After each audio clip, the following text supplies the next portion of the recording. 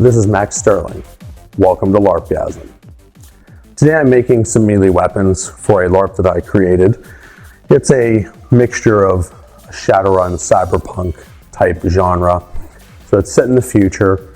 There will be magic, monsters, technology, guns, the whole 9 yards. So basically, if you ever played Shadowrun or Cyberpunk, it's going to be along those lines. So the game is heavily based on Nerf weapons for shooting. However, there's also going to be a melee component. So what I'm making is melee weapons for the two people who are going to play test it with me. And one of the guys wanted to play with a combat axe, and the other one wanted a katana. So I'm going to go ahead and make these weapons for them, which I already have roughed out here. So basically, what I have is an old sword that I'd used previously. So there's already some grip tape on it. I just ripped it apart to repurpose it. I have a chunk of open cell that was laying around. So the shape was already sort of roughed out for me. So all I did was go on my bandsaw and just sort of, cut it a little bit more. So it sort of looks like an axe head. I could have done better if I felt like it, but these are really just play weapons. They'll playtest weapons. They'll only be used one time and never again. So that's why I don't really care what they look like that much. And as far as safety, I mean, they're going to be approximate safe. So what we have then is just some PVC pipe with that open cell foam on the end, pipe insulation for covering, already pre-cut to size, and then same thing for the pommel. And I mean, basically, really, that's a Boffer weapon. Done. I mean, there's a whole bunch of open cell foam at the end for safety. There's some at the bottom for safety.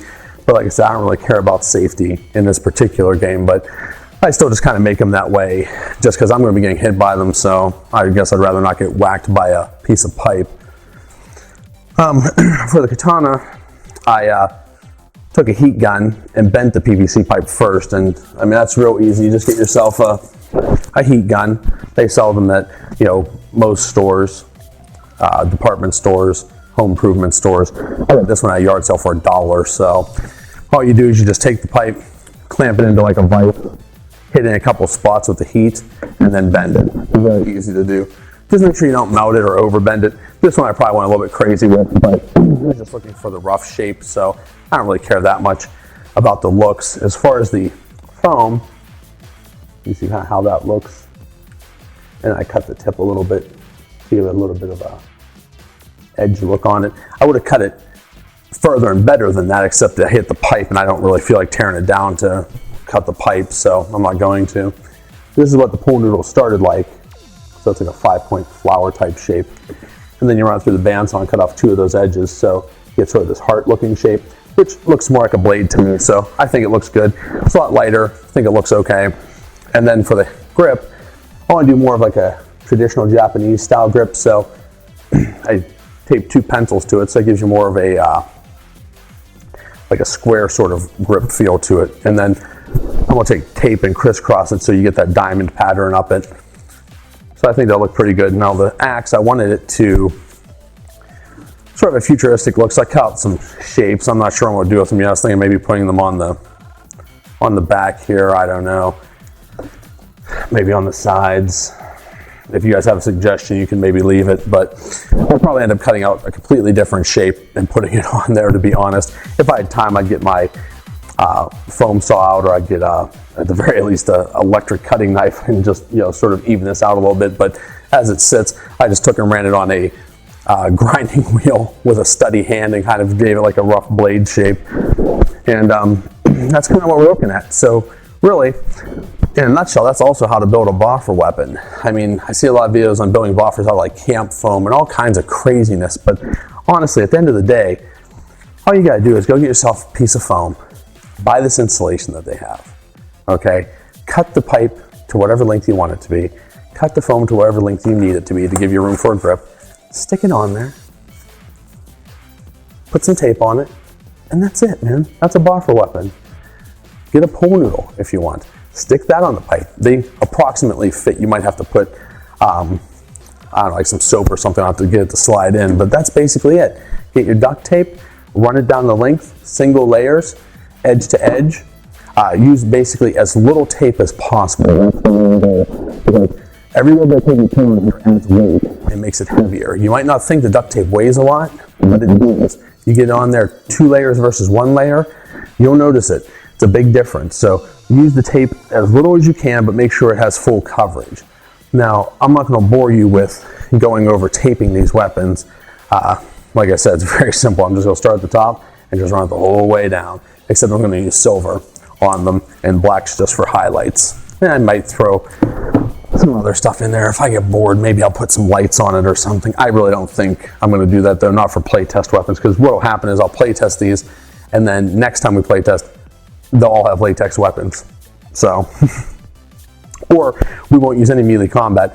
It'll just all be guns, and then they'll be like, why am I even dragging this around? And then they won't even have these weapons anymore, or something to that effect. So, what we'll do, tape these up. I'll make sure I add a little part at the end of the video showing them off a little bit so you see what this sort of rough form can end up looking like when it's done.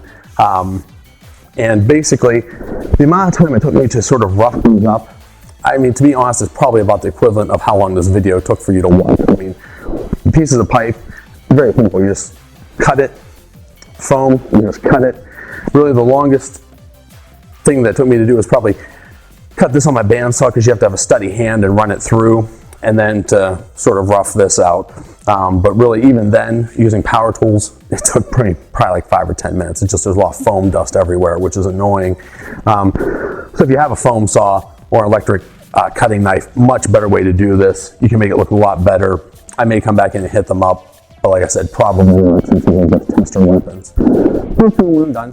And as far as the LARP, and basically, like I said, Nerf guns for the primary weapons. These will be for melee weapons, and then of course there'll be throwing weapons, which is just going to be, your standard little noodles. I have some Nerf grenades. They're like brick shaped and stuff that we can use. And for magic, we're going to use standard spell packets for LARP, which is a piece of cloth with bird seed in with a gum band around it. So that'll be how magic is done. So it's all going to be, fairly commonplace stuff for LARPs. And then we'll use these weapons, and I'm going to try to have it in the basement here for our play test. So we'll see how that goes. So here's the final product of those Shadowrun weapons I was making.